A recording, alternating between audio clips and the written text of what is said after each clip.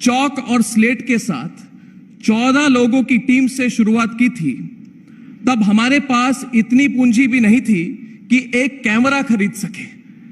ओबी van तो बहुत दूर की बात थी। और आज मैं आपसे शेयर करना चाहता हूं कि हिंदी, अंग्रेजी और बांग्ला में हमारे आज से 6 साल पहले हम दर्शकों की रीच है आज हमारी। प्रधानमंत्री जी, हर जर्नलिस्ट, पत्रकार और एंटरप्रेन्योर के सामने कई मुश्किलें आती हैं। हमारी भी आई, हमने भी उसका सामना किया। But today I want to tell you the reason why we have been able to do this. प्रधानमंत्री ji, for someone like me, जो केंद्रीय विद्यालय से पढ़ा हो, मिडिल क्लास फैमिली से आता हो, उसने 14 पत्रकार और प्रोड्यूसर्स के साथ मिलकर यह नेटवर्क कैसे खड़ा किया, क्योंकि उसको साकार करने के लिए प्रधानमंत्री जी स्टार्टअप इंडिया की विजन थी। और सबसे बड़ी बात है प्रधानमंत्री जी, which I've always wanted to tell you and I'm telling you today, उस विजन ने हमें और हम जैसे प्रोफेशनल्स को लेवल प्लेइंग फील्ड दी। यह हमारे लिए बहुत बड़ी बात है।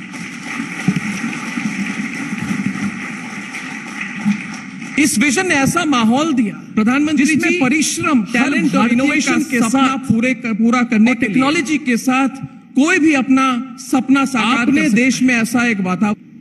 प्रधानमंत्री जी, हर भारतीय का सपना पूरा करने के लिए आपने देश में ऐसा एक वातावरण बनाया।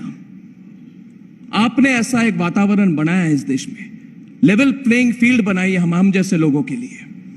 जैसे स्वामी विवेकानंद ने कहा था कि संभव की सीमा जानने का एक ही तरीका है कि असंभव के आगे निकल जाना।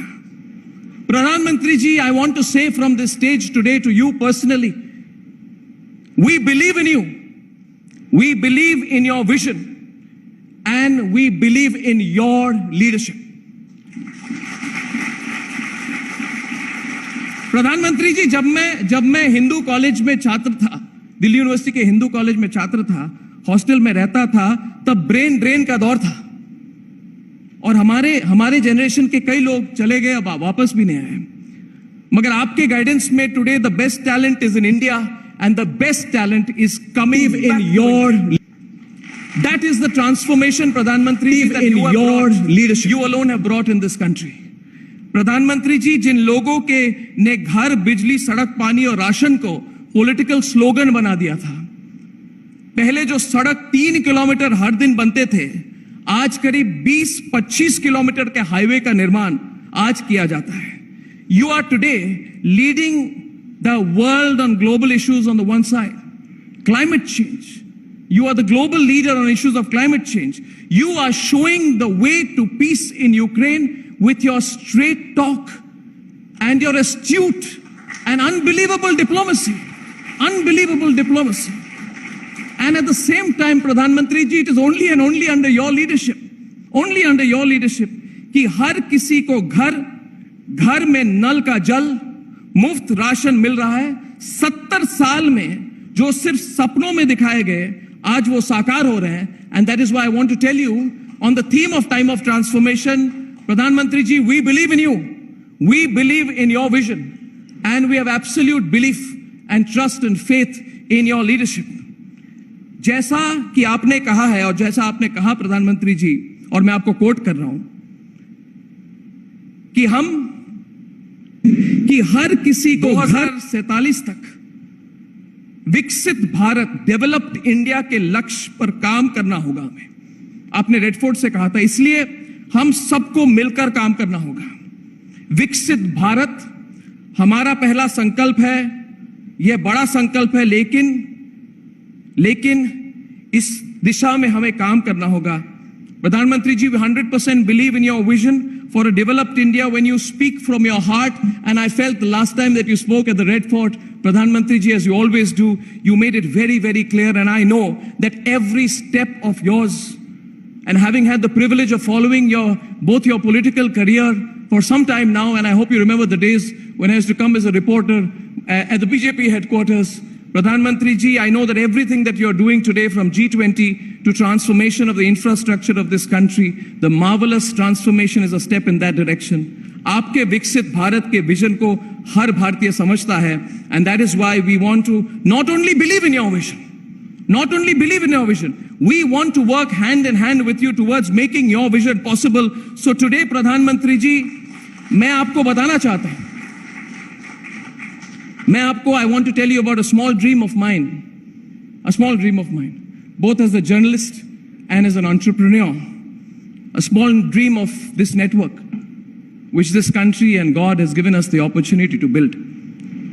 Pradhan Mantri ji, my dream is that Bharat में, भारत से, भारतीय परिश्रम से, भारतीय टैलेंट से, और प्रधानमंत्री जी भारतीय कंटेंट से और भारतीय टेक्नोलॉजी से बहुत ही जल्द एक ग्लोबल न्यूज नेटवर्क मुझे लगता है होना चाहिए। और उस दिशा में प्रधानमंत्री जी, उस दिशा में हमने प्रयास शुरू कर दी है। अनाउंसमेंट नहीं की है, मगर मुझे लगा कि आप आ जा रहे हैं तो आपके सामने कहना चाहता हूं कि 100% होम ग्रोन टेक्नोलॉजी के साथ रिपब्लिक मीडिया नेटवर्क के टेक्नोलॉजी डेवलपमेंट सेंटर में इस वक्त 100% होम बिल्ट, नॉट 1% इंपोर्टेड, प्रधानमंत्री जी 100% home built machine learning, artificial intelligence के साथ, होम ग्रोन एनालिटिक्स और डिजिटल टेक्नोलॉजी के साथ हम तैयार कर रहे हैं और इस पर हमारा काम चल रहा है।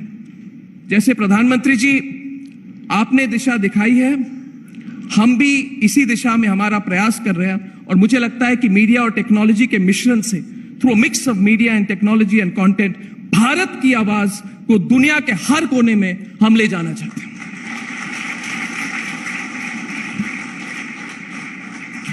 प्रधानमंत्री जी, ठीक 3 दिन बाद मन की बात का 100वां एपिसोड,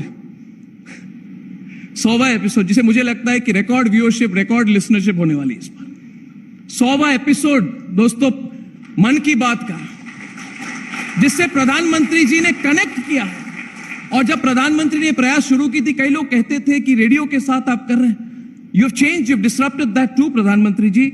और 100वां एपिसोड देशवासियों के बीच होगा। 140 करोड़ लोगों को इस ऐतिहासिक एपिसोड का बेसब्री से इंतजार है, और हमें भी और मुझे भी इसका बेसब्री से इंतजार है। प्रधानमंत्री जी, आपने मन की बात के हर एपिसोड में, और मैं ये भी कहना चाहता हूं, since the day that you have taken over as prime minister of India in May 2014, प्रधानमंत्री जी, I have seen the conviction in you. If you remember, Prime Minister, I had the unique opportunity and honor of having the last interview with you on your campaign trail when your voice was hoarse and you were campaigning. On the 6th of May 2014, I met you in Gandhinagar.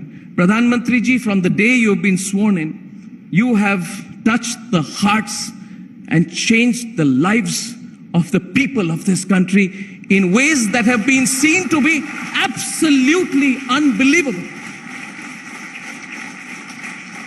We are blessed to have a leader like you, and I am too today speaking to you from the heart. I don't come with any numbers or statistics, but we see the transformation in this country. Pradhan Mantri ji, you have truly transformed India. You have transformed India in ways that people would not even have imagined. Pradhan Mantri ji, आज हमारे सैकड़ों, हमारे करोड़ों दर्शक television, digital, live streaming के जरिए आपके address का इंतजार करते हैं। Thank you for gracing the occasion and giving us the opportunity to host you. Pradhanmantri, thank you. Thank you, sir.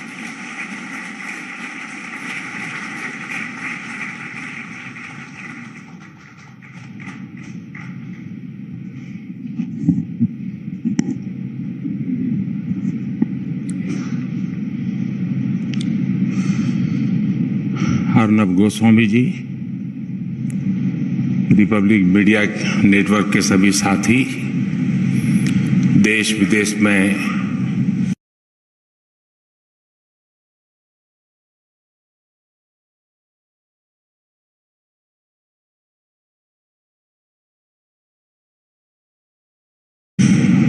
ने आत्महत्या की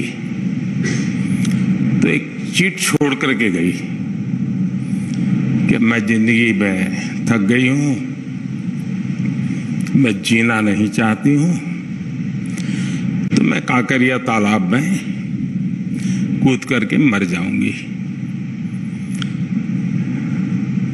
अब सुबह देखा बेटी घर में नहीं है, तो बिस्तर में चिट्ठी मिली। तो पिताजी को बड़ा गुस्सा आया। बोले, मैं प्रोफेसर, इतने साल मैंने मेहनत की, अभी भी बोले काकरिया स्पेलिंग गलत लिख के जाती है।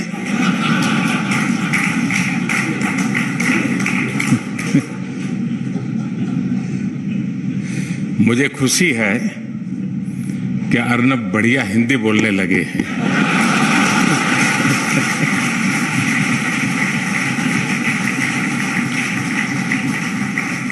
उन्होंने क्या बोला वो तो मैंने सुना नहीं, लेकिन हिंदी ठीक है कि नहीं वो बराबर ध्यान से सुन रहा था। और शायद मुंबई में रहने के कारण आप हिंदी बराबर सीख लिए। साथियों, आप सबके बीच आना स्वाभाविक है कि आनंद होता है। अगले महीने रिपब्लिक टीवी के 6 साल पूरे हो रहे हैं। मैं आपको बधाई दूंगा। आपने नेशन फर्स्ट के अपने मिशन को डिगने नहीं दिया।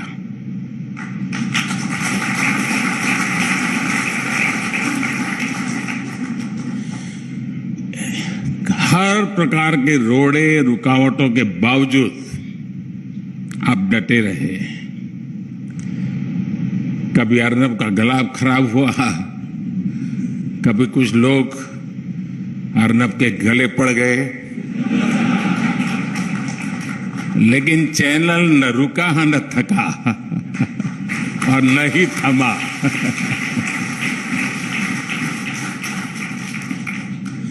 साथियों, 2019 में जब मैं रिपब्लिक समिट में आया था,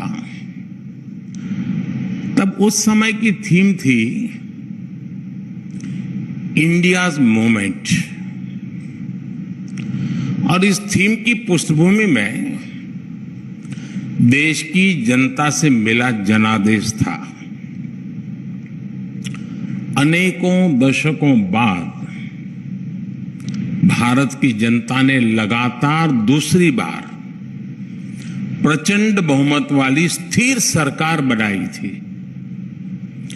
देश को यह विश्वास हो गया था कि इंडिया मूवमेंट आ गया है। आज 4 वर्ष बाद आपकी समिट की थीम है टाइम ऑफ ट्रांसफॉर्मेशन, यानी जिस ट्रांसफॉर्मेशन का विश्वास था वो अब जमीन पे दिख रहा है।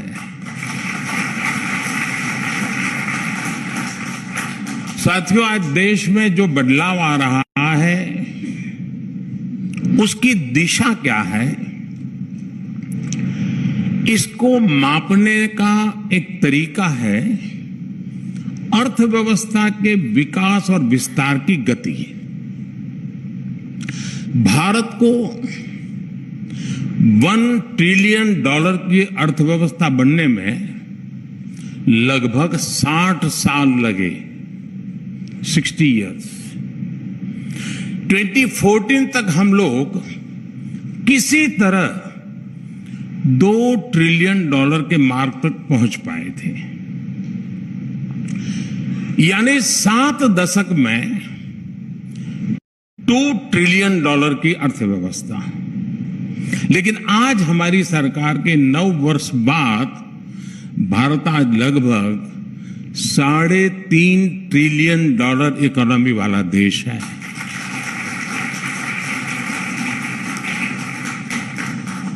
बीते 9 वर्षों में हमने 10वें नंबर की अर्थव्यवस्था से 5वें नंबर तक की लंबी छलांग लगाई। और ये सब 100 साल के सबसे बड़े संकट के बीच हुआ है। जिस दौर में दुनिया की बड़ी बड़ी अर्थव्यवस्थाएं फंसी हुई थी, उस दौर में भारत संकट से बाहर भी निकला और तेज गति से आगे भी बढ़ रहा है। साथियों, पॉलिसी मेकर्स से आपने एक बात अक्सर सुनी होगी, फर्स्ट ऑर्डर इंपैक्ट, यानी किसी भी नीति का पहला और स्वाभाविक परिणाम। फर्स्ट ऑर्डर इंपैक्ट ही पॉलिसी का पहला लक्ष्य होता है और ये कम समय में दिखने लगता है। लेकिन हर पॉलिसी का सेकंड और थर्ड ऑर्डर इंपैक्ट भी होता है। इनका प्रभाव गहरा होता है, दूरगामी होता है, लेकिन ये सामने आने में समय लगता है।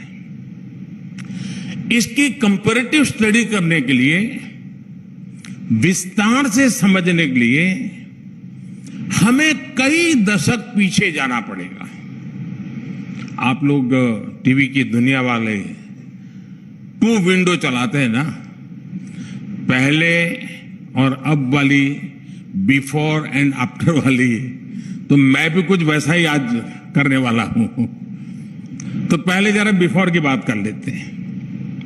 साथियों, आजादी मिलने के बाद लाइसेंस राज वाली जो इकोनॉमी पॉलिसी अपनाई गई थी, उसमें सरकार ही कंट्रोलर बन गई। कंपटीशन खत्म कर दिया गया। प्राइवेट इंडस्ट्री को, एमएसएमईज को आगे नहीं बढ़ने दिया गया। इसका पहला नकारात्मक प्रभाव तो यही हुआ कि दूसरे देशों के मुकाबले हम पिछड़ते चले गए, हम और गरीब होते गए। उन नीतियों का सेकंड ऑर्डर इंपैक्ट और भी बुरा हुआ। भारत की कंजम्पशन ग्रोथ दुनिया के मुकाबले बहुत कम रह गई। इसकी वजह से मैन्युफैक्चरिंग सेक्टर कमजोर हुआ और हमने इन्वेस्टमेंट के मौके गंवा दिए। इसका तीसरा प्रभाव यह हुआ कि भारत में इनोवेशन का माहौल ही नहीं बन सका। ऐसे में न ज्यादा इनोवेटिव एंटरप्राइज बने और ना ही ज्यादा प्राइवेट जॉब्स क्रिएट हुई। युवा सिर्फ और सिर्फ सरकारी नौकरी के भरोसे रहने लगे। देश की कई प्रतिभाओं ने तब काम का माहौल ना देखकर देश छोड़ने तक का फैसला कर लिया।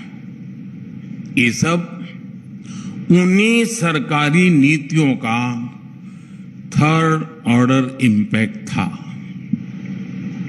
उन नीतियों के इंपैक्ट ने देश के इनोवेशन, हार्डवर्क और एंटरप्राइज की क्षमता को कुचल दिया। साथियों, अब जो मैं बताने जा रहा हूं वो जानकर रिपब्लिक टीवी के दर्शकों को भी जरूर अच्छा लगेगा।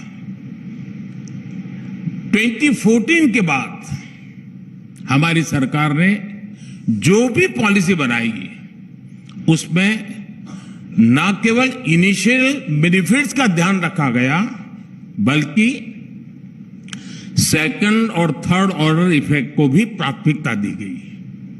आपको याद होगा 2019 में इसी रिपब्लिक समिट में मैंने कहा था कि पीएम आवास योजना के तहत हमने 5 साल में 1.5 करोड़ परिवारों को घर दिया है। अब यह आंकड़ा बढ़कर 3.25 करोड़ से ज्यादा हो चुका है। इनमें से ज्यादातर घर, उसका मालिकाना हक हमारी माताओं बहनों के नाम पर है। और आप जानते हैं आज एक एक घर लाखों की कीमत का बनता है। यानी करोड़ों गरीब बहनें, मैं आज बड़े संतोष से कहता हूं, लखपति दीदी बनी है।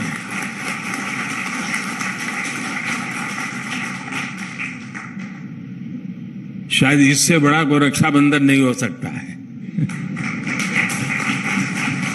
ये हुआ पहला इंपैक्ट। इसका दूसरा परिणाम यह सामने आया कि इस योजना से गांव-गांव में रोजगार के लाखों अवसर तैयार हुए।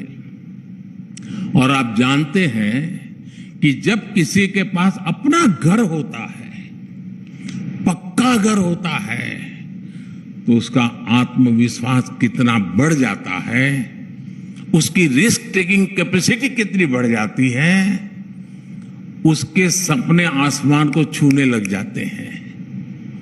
पीएम आवास योजना ने देश के गरीब का आत्मविश्वास नई ऊंचाई पर पहुंचाया।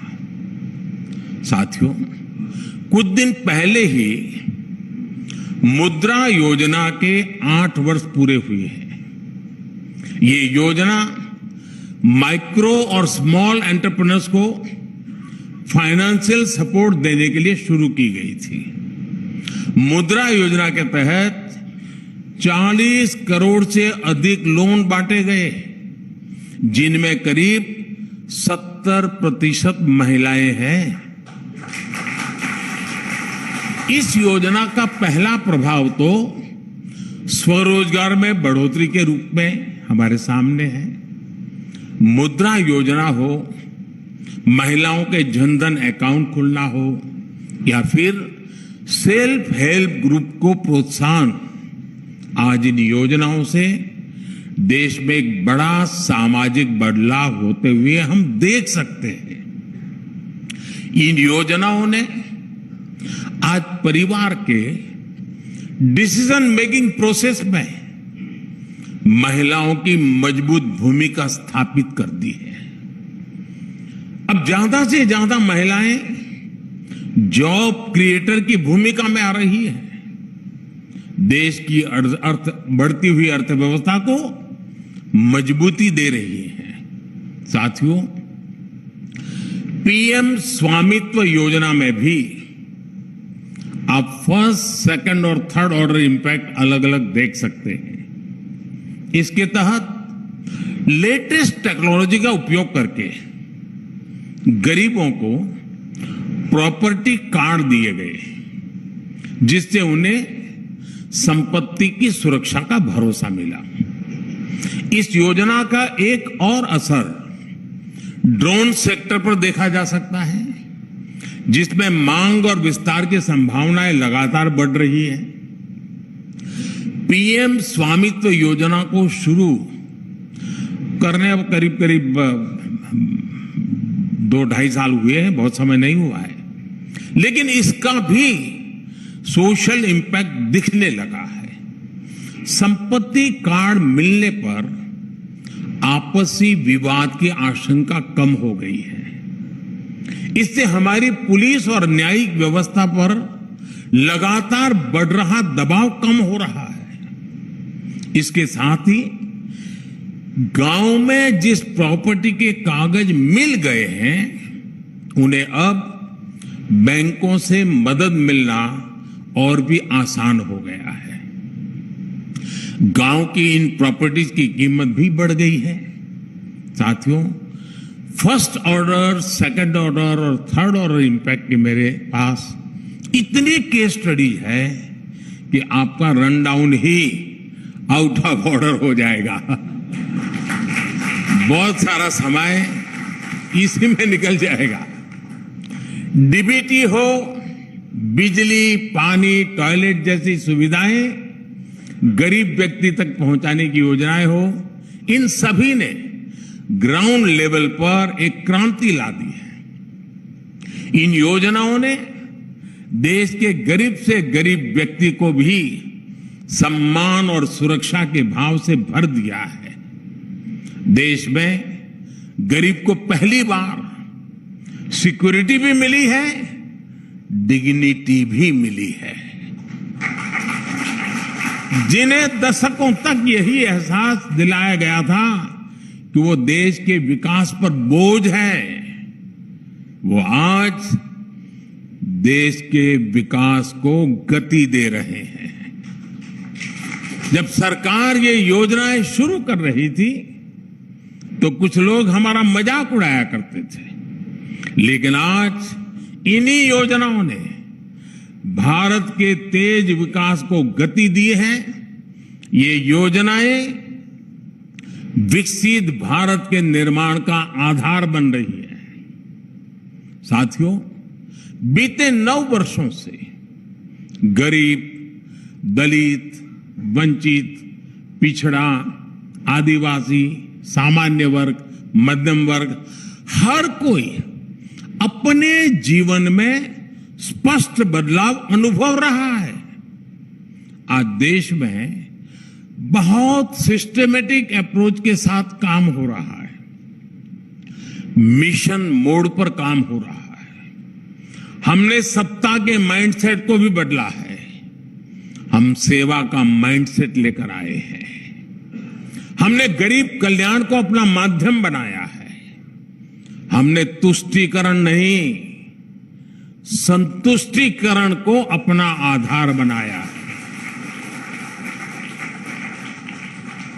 इस अप्रोच ने देश के गरीब और मध्यम वर्ग के लिए एक डिफेंसिव शील्ड, सुरक्षा का कवच का निर्माण कर दिया है। इस सुरक्षा कवच ने देश के गरीब को और गरीब होने से रोक दिया है।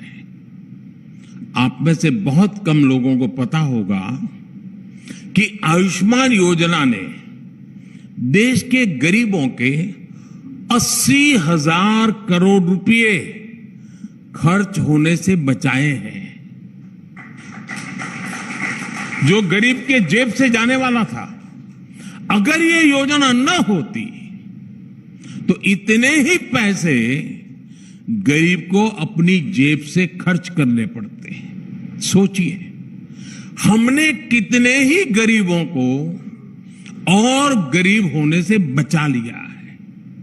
संकट के समय काम आने वाली ये अकेली योजना नहीं है, बल्कि सस्ती दवाइयां, मुफ्त टीकाकरण, मुफ्त dialysis, accident insurance, life insurance की सुविधा भी पहली बार करोड़ों परिवारों को मिली है।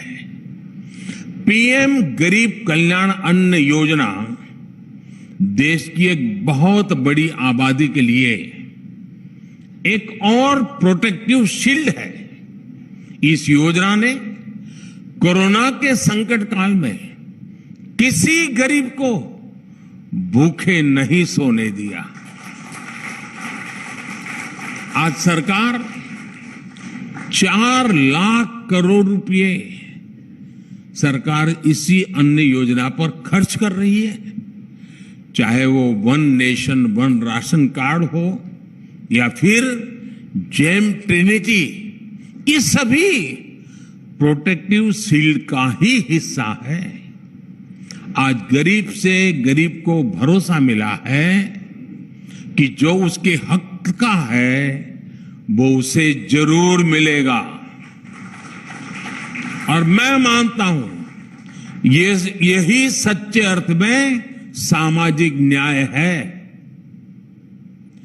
ऐसी कितनी ही योजना है, इनका बहुत बड़ा असर भारत से गरीबी को कम करने में हुआ है।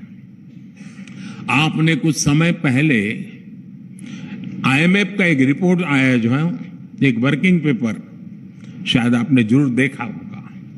ये रिपोर्ट बताती है कि ऐसी योजनाओं के कारण महामारी के बावजूद भारत में एक्सट्रीम पॉवर्टी खत्म होने की कगार पर है।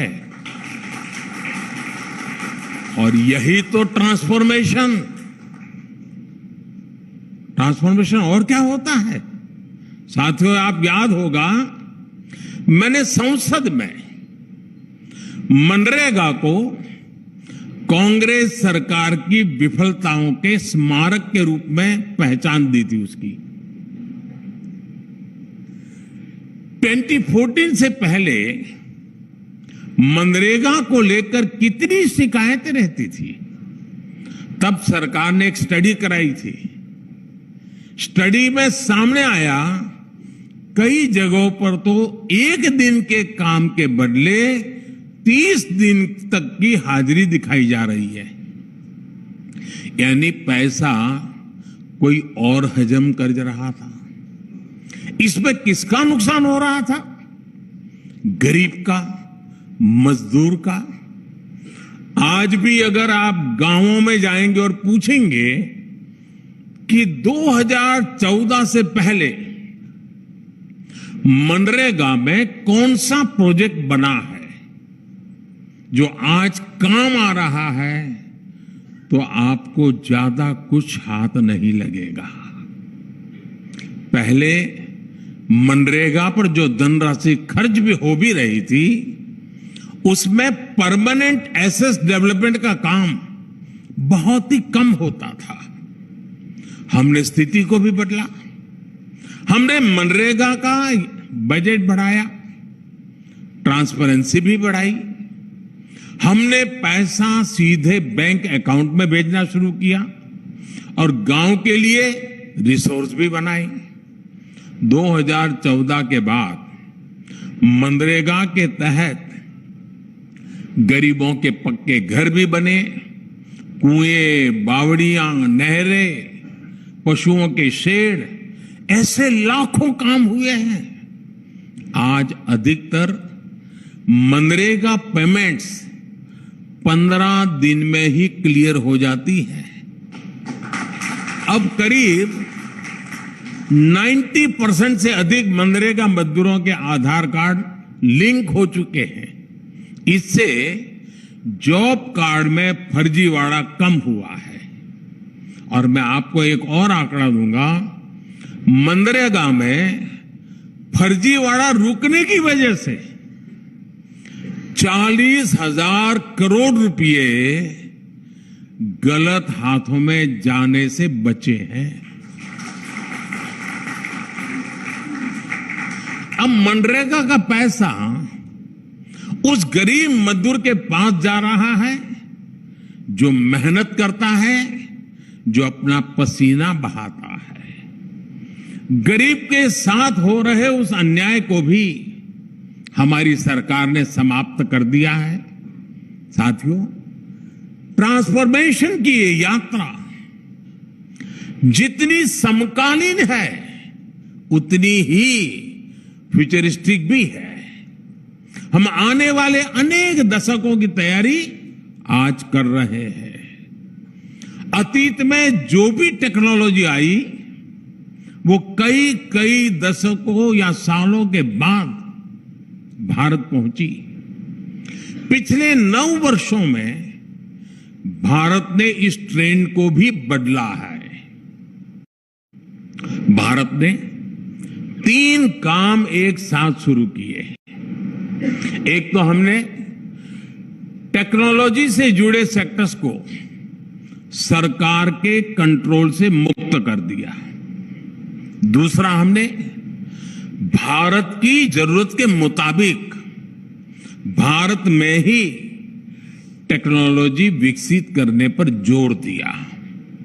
तीसरा, हमने फ्यूचर की टेक्नोलॉजी के लिए रिसर्च एंड डेवलपमेंट पर मिशन मोड अप्रोच अपनाई।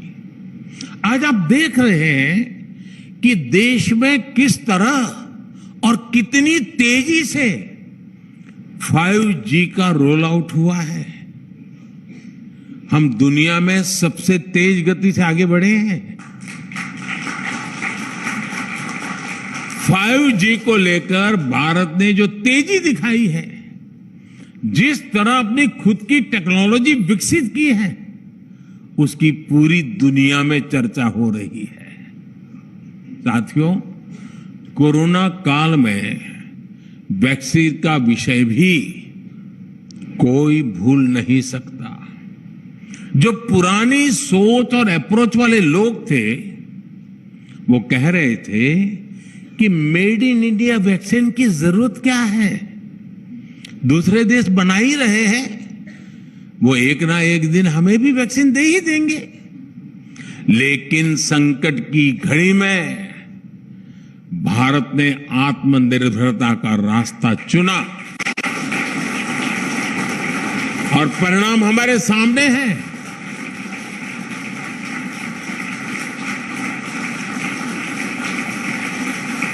और साथियों, आप कल्पना करो, जिस बात को लेकर के आपको इतनी खुशी होती है, उस हालात में जब निर्णय करने की स्थिति आई होगी, आप अपने आप को उस जगह पे रखो कि दुनिया कह रही कि वैक्सीन हमारी ले लो, लोग कह रहे बिना वैक्सीन मुसीबत आ रही है, मर जाएंगे, एडिटोरियल टीवी सब भरे पड़े हैं, वैक्सीन लाओ वैक्सीन लाओ, और मोदी डट करके खड़ा है।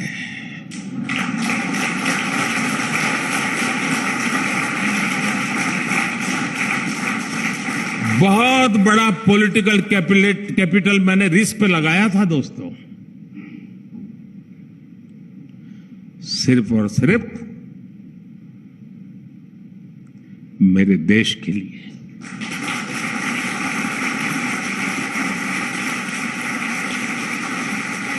वरना मैं भी, अरे खजाना है, खाली करो है, ले आओ, एक बार लगा दो, अखबार में एडवर्टाइजमेंट दे दो, काम चल जाएगा।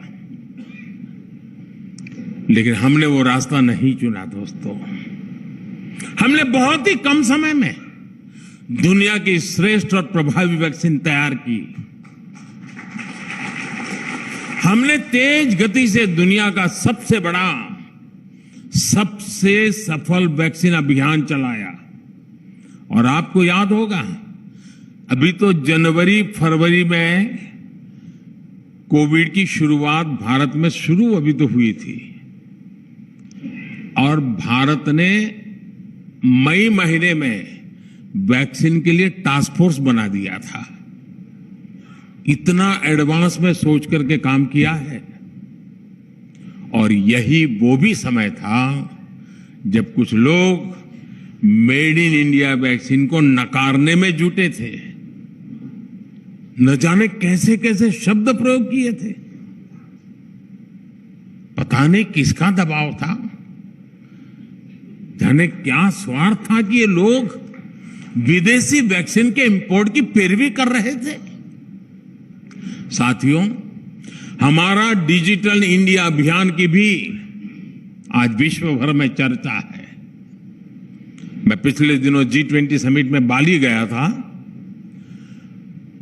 शायद ही कोई देश ऐसा होगा जिसने मुझे डिजिटल इंडिया की डिटेल जानने की कोशिश न की हो, इतनी बड़ी चर्चा है। डिजिटल इंडिया को भी एक समय में ड्रिल करने की कोशिश हुई थी। पहले देश को डाटा बनाम आटा की डिबेट में उलझाया गया, और ये टीवी वालों को तो बजा मर जाता है, दो शब्द डाल देते हैं, डाटा चाहिए आटा चाहिए। जनधन, आधार, मोबाइल की ट्रिनिटी को रोकने के लिए इन्होंने संसद से लेकर कोर्ट तक क्या क्या प्रपंच नहीं किए। 2016 में जब मैं देशवासियों को कहता था कि आपके बैंक को आपकी उंगली पर लाकर मैं खड़ा कर दूंगा, आपकी उंगली पर आपकी बैंक होगी, तो ये लोग मेरा मजाक उड़ाते थे। कुछ छद्म बुद्धिजीवी तब पूछते थे, मोदी जी बताइए, गरीब आलू टमाटर डिजिटली कैसे खरीदेगा? अच्छा, यही लोग बाद में क्या बोलते हैं, अरे गरीब के नसीब में आलू टमाटर होता कहां है। ये ऐसे ही लोग हैं जी। यहां तक कहते हैं गांव में मेले लगते हैं, मेलों में लोग कैसे डिजिटल पेमेंट करेंगे? आज आप देखिए, आपकी फिल्म सिटी में भी चाय की दुकान से लेकर लिट्टी चोखे के ठेले तक डिजिटल पेमेंट हो रहा है या नहीं?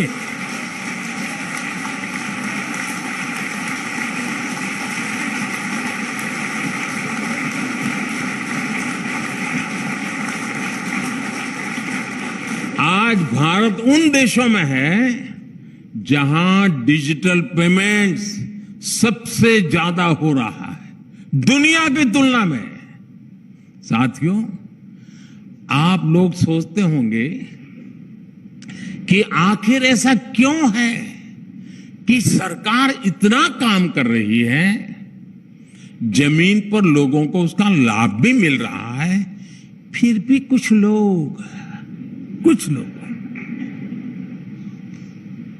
लोगों को मोदी से इतनी परेशानी क्यों है?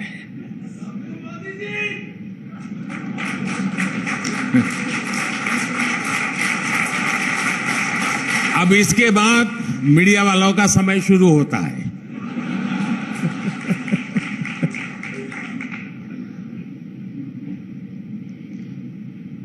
और आज इसकी वजह मैं भी रिपब्लिक टीवी के दर्शकों को बताना चाहता हूं। ये जो नाराजगी दिख रही है ना, ये जो बवाल हो रहा है, वो इसलिए है क्योंकि कुछ लोगों की काली कमाई के रास्ते मोदी ने हमेशा हमेशा के लिए बंद कर दिए।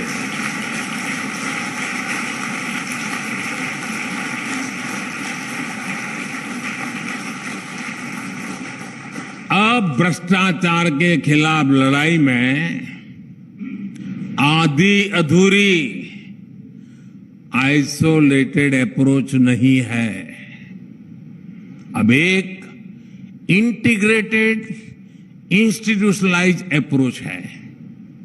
ये हमारा कमिटमेंट है।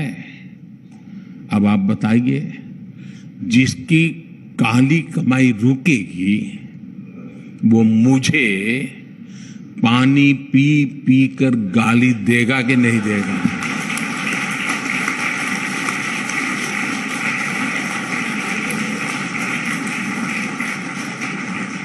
वो कलम में भी जहर भर देता है।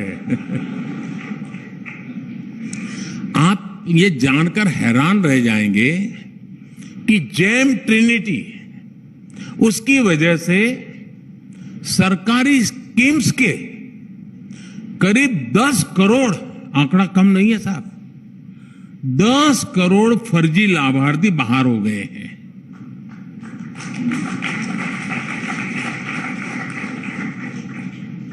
दस करोड़ फर्जी लाभार्थी बाहर हो गए हैं।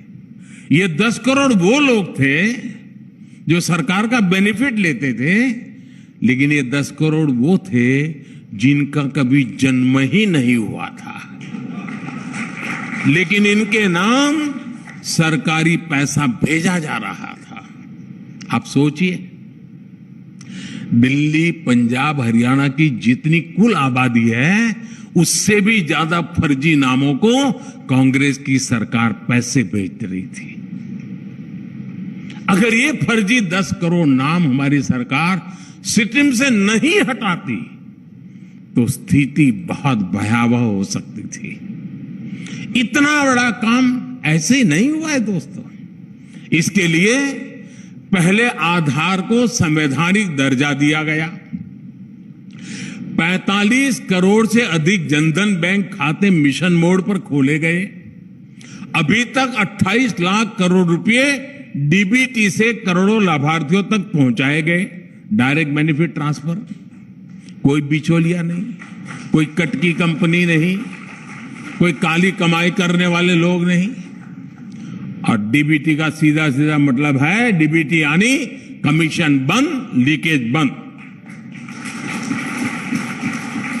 इस एक व्यवस्था से ही दर्जनों योजनाओं, कार्यक्रमों में ट्रांसपेरेंसी आ गई। साथियों, सरकारी खरीद भी हमारे देश में भ्रष्टाचार का एक बड़ा जरिया हुआ करती थी, लेकिन अब इसमें भी ट्रांसफॉर्मेशन आ चुका है।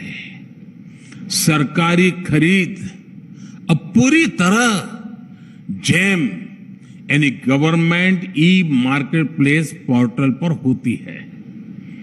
टैक्स से जुड़ी व्यवस्थाओं से कितनी परेशानी थी, क्या क्या परेशानी थी, इसको लेकर अखबार भरे रहते थे।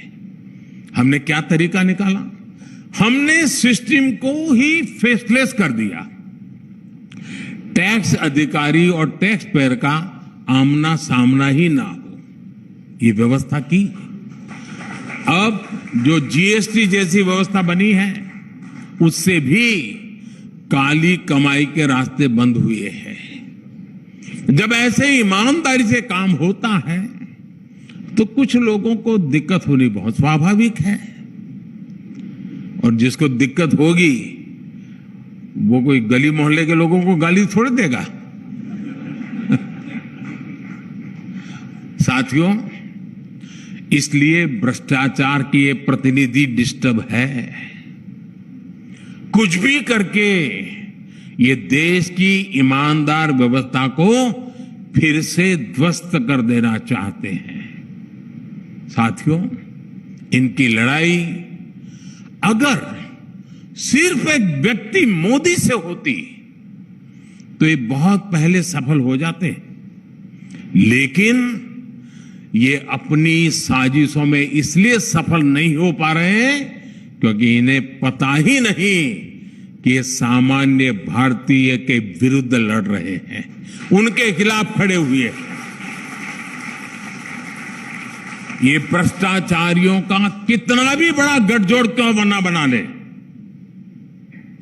सारे भ्रष्टाचारी एक ही मंच पे आ जाए, सारे परिवारवादी एक ही जगह पे आ जाए, लेकिन मोदी अपने रास्ते से लौटने वाला नहीं है।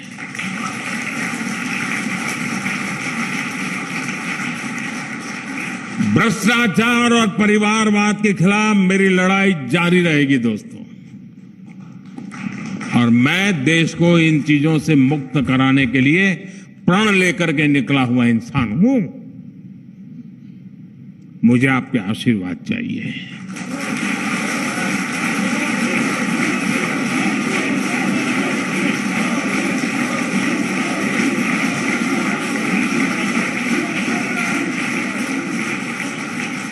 साथियों, आजादी का ये अमृतकाल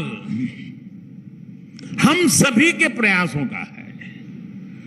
जब हर एक भारतीय की शक्ति लगेगी, हर एक भारतीय का परिश्रम लगेगा, तो विकसित भारत का सपना भी हम जल्द से जल्द पूरा कर पाएंगे। मुझे विश्वास है कि इसी भावना को रिपब्लिक नेटवर्क भी निरंतर सशक्त करता रहेगा। और अब तो अर्नब ने बता भी दिया है, वो ग्लोबली जा रहे हैं, तो भारत की आवाज को एक नई ताकत मिलेगी। मेरी उनको भी बहुत शुभकामना है, और ईमानदारी के साथ चलने वाले देशवासियों की संख्या बढ़ती चली जा रही है, बढ़ती ही चली जा रही है, और वही भव्य भारत की गारंटी है दोस्तों। मेरे देशवासी ही भव्य भारत की गारंटी है, मैं आपको विश्वास दिलाता हूं, उसी में मेरा विश्वास है। फिर एक बार आप सबका बहुत बहुत धन्यवाद।